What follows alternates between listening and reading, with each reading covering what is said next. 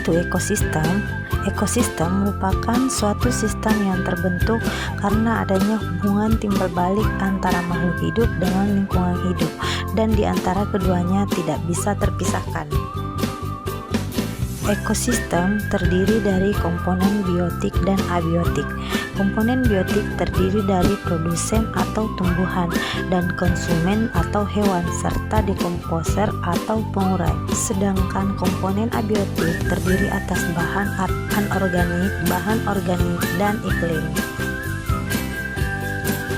Dari cara terbentuknya, ada dua jenis ekosistem, yaitu ekosistem alami dan ekosistem buatan. Contoh ekosistem alami adalah hutan, padang rumput, gurun, dan gunung. Sedangkan contoh ekosistem buatan yaitu sawah, taman, dan kebun. Kali ini kita akan melakukan praktikum tentang ekosistem darat alami dan ekosistem darat buatan. Adapun alat dan bahan yang harus kita siapkan adalah 1. Lembar pengamatan, 2. Alat tulis, dan yang ketiga adalah lingkungan sekitar. Yang pertama, kita akan menuju ekosistem darat alami, yaitu hutan. Komponen abiotik beserta kondisinya yang ada di hutan antara lain kondisi cahayanya cukup, jenis tanahnya gambut dan subur, anginnya semilir, serta keadaan airnya sangat cukup. Kemudian kita akan mengamati komponen biotiknya yang terdiri dari tanaman dan hewan. Yang pertama ada pohon pepaya. Yang kedua pohon mengkudu. Dan yang ketiga tumbuhan paku-pakuan. Ketiga tanaman tersebut saling berinteraksi dengan komponen abiotik di lingkungannya, di mana tanaman membutuhkan cahaya matahari, air, dan juga tanah untuk membantu proses pertumbuhan dan perkembangannya.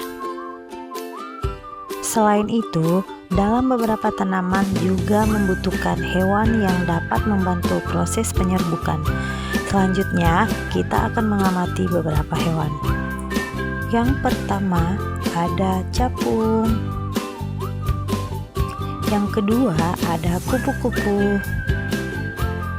Dan yang ketiga ada semut.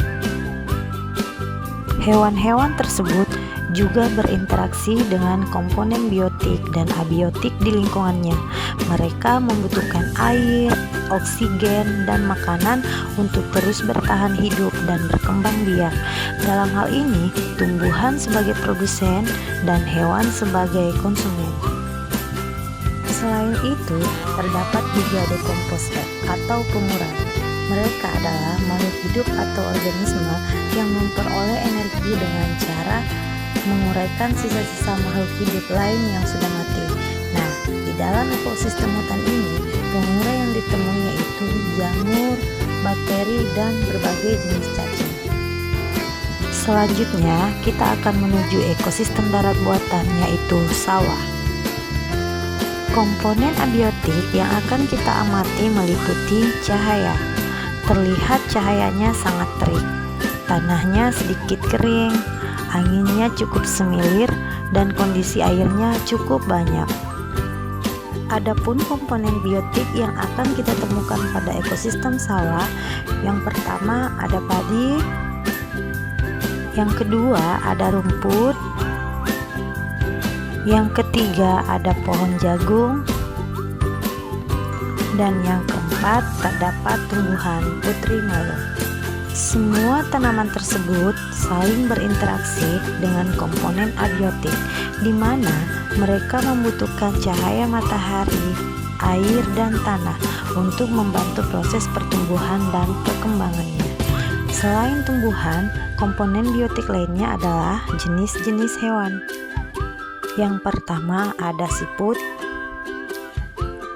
selanjutnya ada belalang, yang ketiga ada kadal,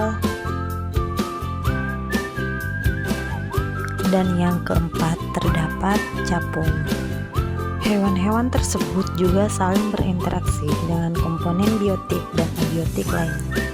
Mereka membutuhkan air, oksigen, makanan untuk terus bertahan hidup.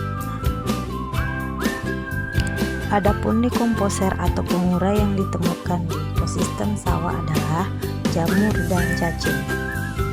Jadi kesimpulannya adalah dari hasil pengamatan pada lingkungan sekitar yaitu hutan dan sawah menunjukkan bahwa di alam ini terdapat hubungan timbal balik antara unsur atau komponen biotik dan abiotik yang terbentuk sistem ekologi yang disebut dengan ekosistem.